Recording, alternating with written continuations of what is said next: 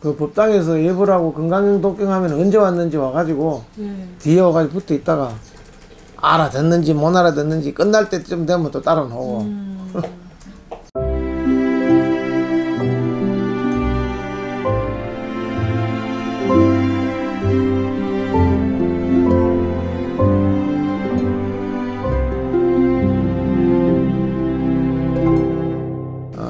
이 이제 우리 시마니 같은 경우는 통해 가지고 다시 한번 생명의 어떤 그 귀함을 갖다가 깨닫게 되고, 그리고 이 하찮은 미물도 우리가 귀하게 여김으로 인해 가지고 서로 살아있는 사람에 대한 존경심도 일어나는 것이지, 요즘 들어서서 언론에 나와 있는 사람을 어떻게 순간적으로 하루를 못 이겨서 정말 상상하기 힘든 일 자체도 다 그 마음 밑바닥에는 이런 하찮은 이런 동물도 그냥 우습게 여기고 목숨을 귀하게 여기지 않는 것이 깔려 있지 않나.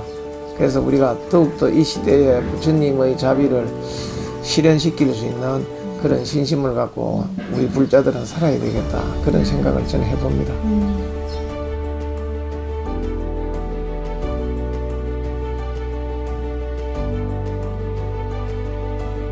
이 반려동물에 대한 이 개념도 우리가 개념을 정리를 해야 되는 게, 내가 필요해 가지고 있다가 필요가 없다고 해서 버리는 것이 반려동물이 아니지 않습니까?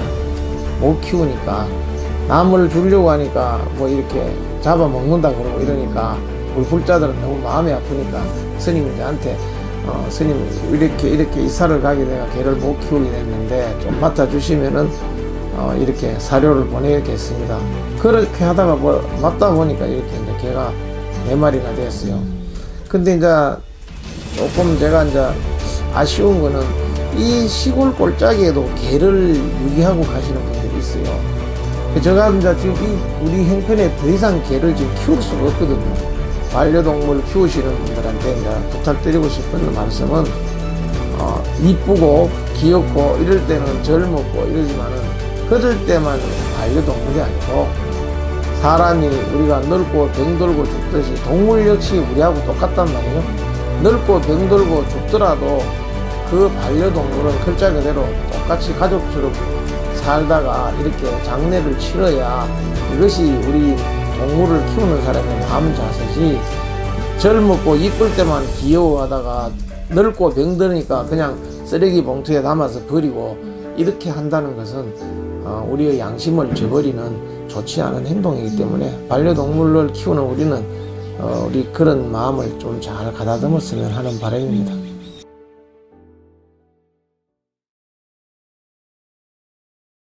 저는 개인적으로 여기 제 아는 분들이 자기들 개나 고양이가 이제 죽었다고 뭐 불자들이니까 49제까지는 하지 않더라도 여기 와서 천도제도 지내고 가고 이렇게 이제 하는 그런 경우도 있는데 제가 다 받아줍니다. 왜냐하면은 그 마음의 아픔은 사람이 죽었을 때 아픔이나 반려동물이 죽었을 때 아픔은 정상적으로 살아온 사람이라면 아픔은 똑같습니다. 사실은 스님인 저도 지금 뭐 이 우리 시마니까지 해가지고 개 4마리 우리가 5마리를 데리고 있는데 뭐 제가 특별한 일 아니면은 얘들이 죽을 때까지 자연 살 때까지 같이 있는 거지 더 이상 상처를 주고 싶진 않거든요.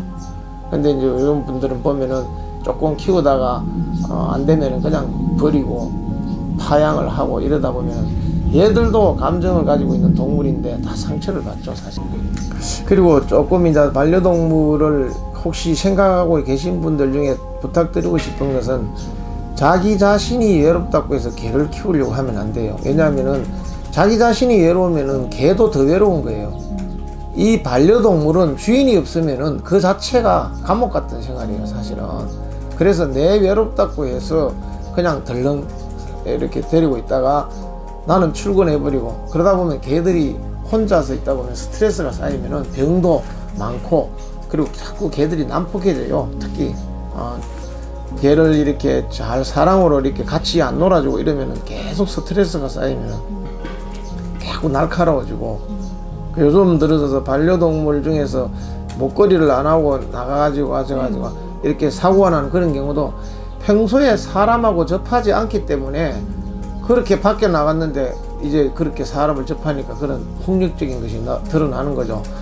낮에 이렇게 있는 것보다도 자기들이 야생으로 돌아가지고 뛰어다니고 자기들끼리 쫓아가고 이럴 때가 제일 행복한 것 같아요, 느낌에.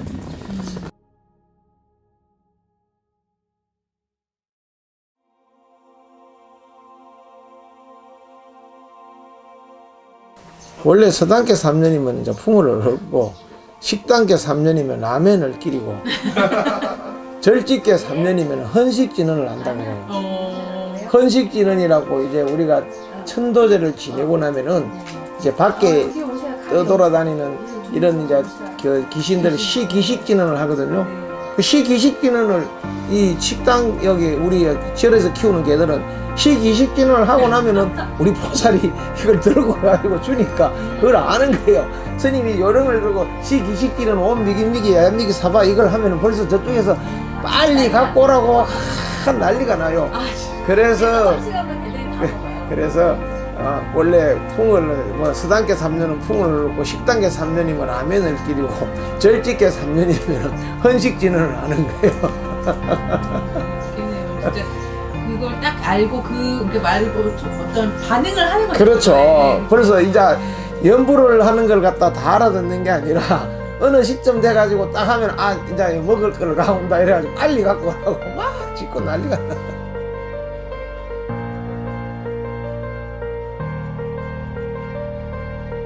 시마니가 이제 왜 이렇게 뭐 인기라 할까? 어쨌든 사람의 관심을 끄는가 이렇게 생각을 해보니까 스님이 이제 불교적인 어떤 그걸 하면은 우리가 살아가는 거는 안입이 설신이를 통해 가지고 육근을 통해서 우리가 세상을 바라보고 이렇게 살아가지 않습니까? 살아가는데 우리 옛날에 그 심청정 같은 이런 거를 보더라도 그 심학교라는 그 심청이 아버지가 장애가 있는데 그 장애 중에서도 예를 들어서 뭐 눈이 안 보이는 건 아니고 예를 들어서 귀가 안 듣긴다든지 뭐 이렇게 하면은 사람들한테 그렇게 큰 공감을 얻겠어요.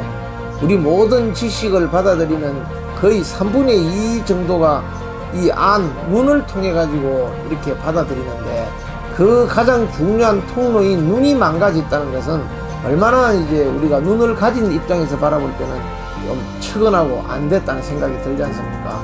그래서 심청에 전에도 보면은 그 심청이 아버지 심학규 이제 봉사 이제 눈이 안 보인다는 식으로 해가지고 이제 돼 있는데 그때 뭐 예를 들어서 길을 가다가 그 개천에 빠졌을 때 그 지나가는 그 하주성 어떤 스님이 보고 이제 이렇게 건지주고 뭐 이런 대목이 나오는데 그래서 아마 우리 시마니도 예를 들어서 다리가 없다든지 뭐 이런 식으로 해갖고는 관심이 별로 없었을 건데 가장 중요한 눈이 안 보인다 그러니까 이제 좀 사람들이 더욱더 관심을 갖고 있지 않나.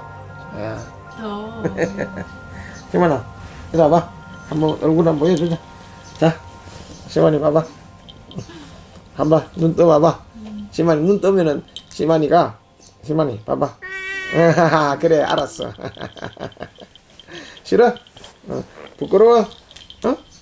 시만이 부끄러워? 응? 기분이 좋으면 꼬리를 살랑살랑 흔들고